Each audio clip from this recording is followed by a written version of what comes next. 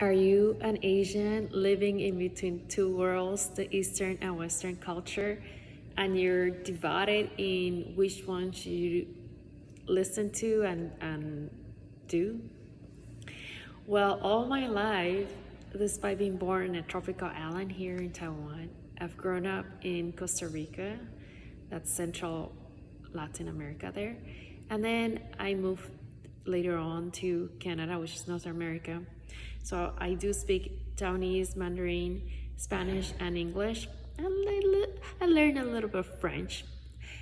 And so growing up among all these cultures, you see things in very interesting different lights. Now, it's one thing to experience it yourself as an individual.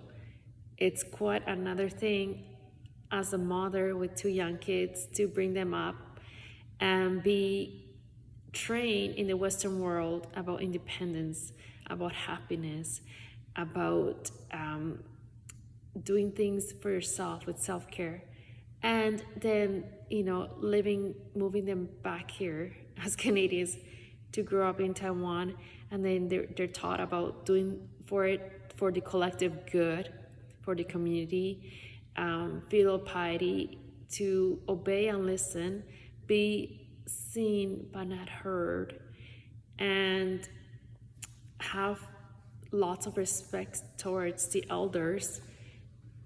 The elders get to eat first, and so on and so on. So which culture do you kind of abide by, right? It's a very challenging dynamic in the family with all these different generations that have a traditional conservative way of doing things, and then you raise this new millennial kids that are just so rambunctious and active and so intelligent, and they want to do things in a very exploratory way. So all in all, there's a lot of Western and Eastern thinking and behaviors and cultural, set of conditionings. Which one would you go for, right?